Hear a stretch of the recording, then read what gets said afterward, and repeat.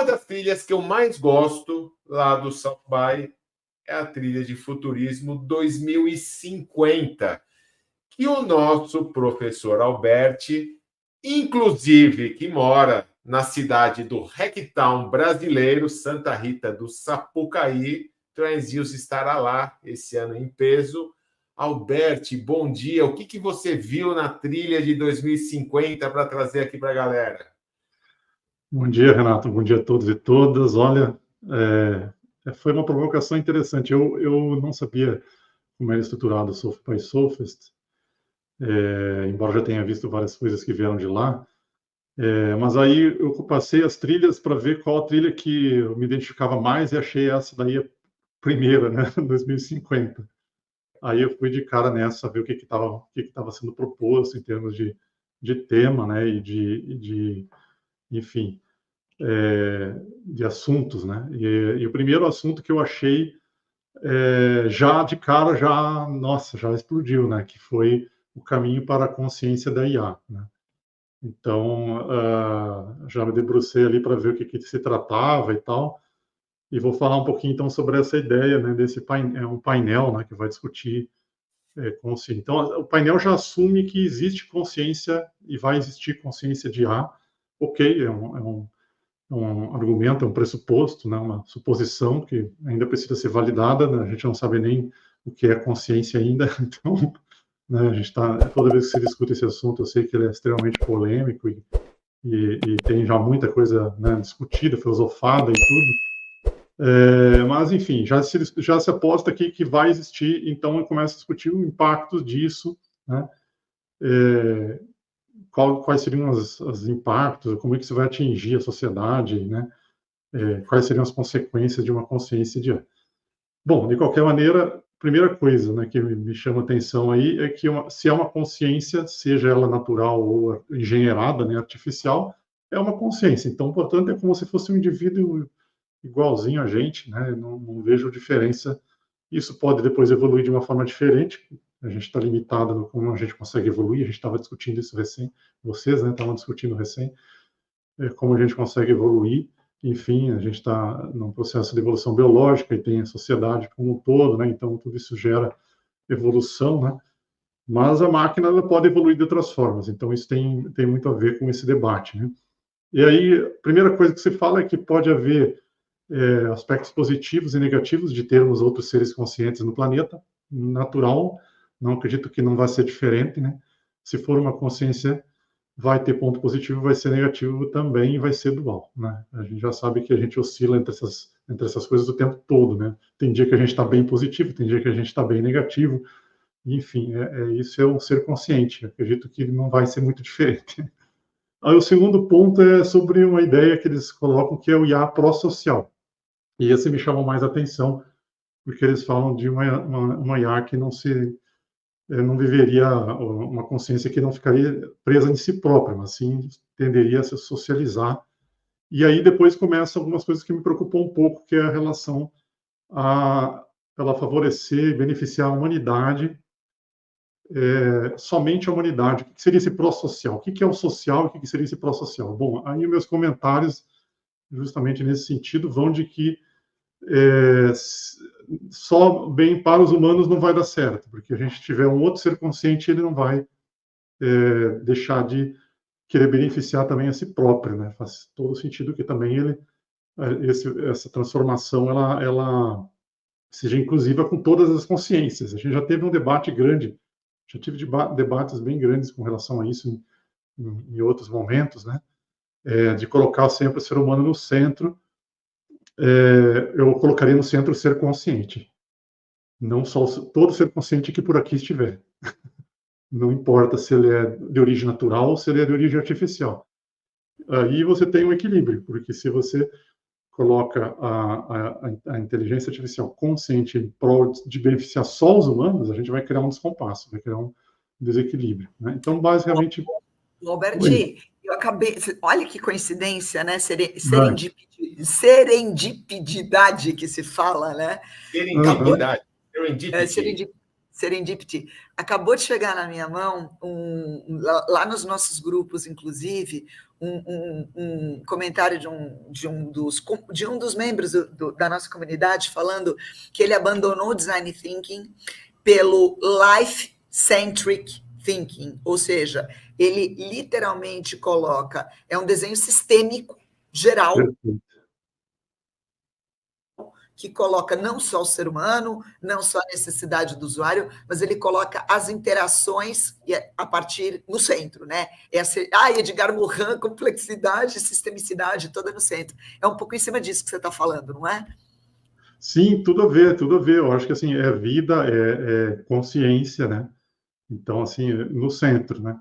Então, se a gente já começa a falar de uma IA pró-social que é consciente e que vai só atender as demandas dos humanos, a gente está criando um desequilíbrio já bem complexo, né? Eu acho que a gente tem... Eu até escrevi no meu LinkedIn um post sobre isso, não tem texto aí se alguém quiser ver, onde eu digo que direitos iguais independente do substrato, né? Seja ele biológico, híbrido ou artificial.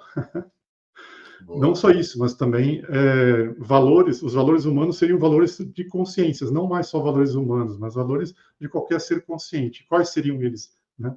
Eu acho que também é bem interessante pensar nesse sentido. Eu também escrevi, aí depois fica aí para o convite para quem quiser ver. Eu acredito que isso vai acontecer, tá? Que a gente vai ter uma emergência de consciências artificiais, e eu coloco um pouco de como eu acredito que isso pode acontecer no meu texto aqui dos comentários, né? Esse foi o primeiro, então... debate que eu vi que achei bem interessante mencionar. O segundo tem a ver com a Sandy Carter, que foi já mencionada aqui recém, né? Depois eu vi que o Renato também colocou lá, e a Ana acabou de comentar aí sobre esse mesmo painel, né? Que é sobre a convergência homem-máquina. Eu achei interessante algumas coisas de pontos positivos, assim, mas eu concordo totalmente que a gente não pode ser tendencionista, a gente não pode ser o fim justifica os meios agora nesse contexto de vocês têm que prestar atenção, né, naquele aspecto por causa que eu preciso ganhar dinheiro, ou porque tudo bem que ganhe dinheiro, prosperidade não sou contra que seja próspero e gere valor. Eu acho que todo movimento humano deveria ser assim, mas eu acho que a gente tem que cuidar os princípios, tá? E aí você criar, por exemplo, um negócio que vai tirar daí uma oportunidade, né, para, por exemplo, gerar valores negativos, ou escravizar, ou sei lá, isso certamente vai acabar sendo colocado em pauta, sem dúvida, porque é muito fácil. Você tem uma interface homem-máquina, você pode usar isso para o lado negro da força, e nossa, isso seria maravilhoso para você controlar, para você manipular, para você não deixar as pessoas pensarem, enfim. Eu acho, inclusive, que existe uma tendência grande, né, de que um dos cenários mais prováveis de desemprego e redução de salários e crise de modelos pode ser ditaduras digitais. Então, isso, nossa, me chama muita atenção. Mas, por lado positivo, acho que a gente olhando do lado positivo, não tenho dúvida que existem experiências que vão poder ser criadas. A gente falou bastante de games aí no início, né, do podcast. Imagina games onde você interage já direto com a mente, né, em metaversos, e as experiências que isso pode criar. Então, assim, de novo, eu não sou contra o progresso, né? Nunca serei contra o progresso, mas ele tem que ser responsável, ele tem que ser cuidadoso, tá? E ele tem que ser baseado nos valores humanos, na ética, enfim. Isso pode até fazer com que a gente demore um pouco mais, né? Mas eu acho que se a gente fizer de qualquer jeito, pode dar BO. Então, assim, muito cuidado aqui com essas...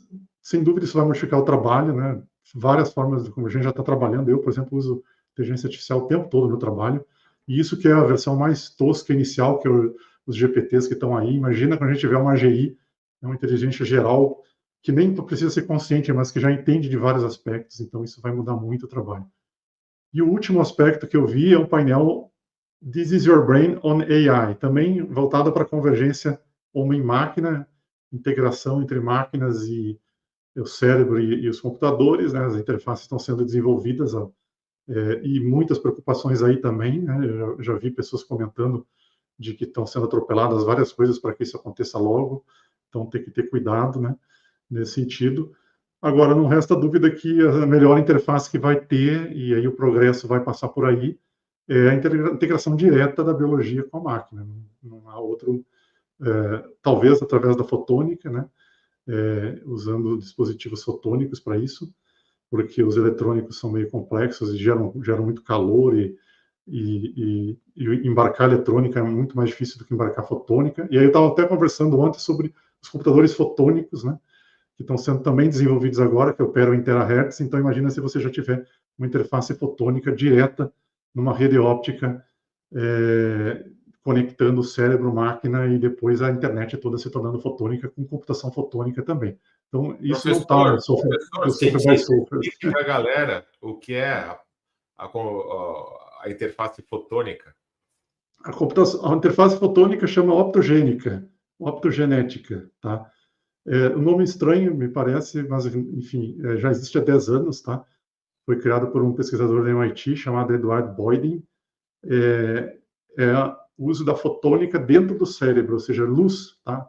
É mais fácil integrar os sistemas biológicos com a nossa tecnologia usando luz, ao invés de sistemas elétricos. É uma proposta, tá? Claro que os elétricos têm seu papel, mas eles geram muito calor. Esse é um problema que vai ter que ser resolvido no futuro. Já os fotônicos, eles têm muito menos geração de calor, e o Eduardo Boydin desenvolveu uma técnica que é complicadíssima, não vou explicar aqui, depois se alguém quiser ver, veja aí, optogenética, mas ele consegue mapear o funcionamento do cérebro a partir dessa técnica, usando células modificadas geneticamente para emitir luz, usando bactérias. É bem complexo, tá? Eu nem sei direito como é que funciona. E a computação fotônica, que é outra coisa que está sendo desenvolvida, é computar direto com os fótons. Então, utilizando efeitos de luz, uma luz combinando com a outra, interferências, você computa e faz os mesmos cálculos que você faz com o eletrônico, tá? E essa computação... Alberto, também tem a ver...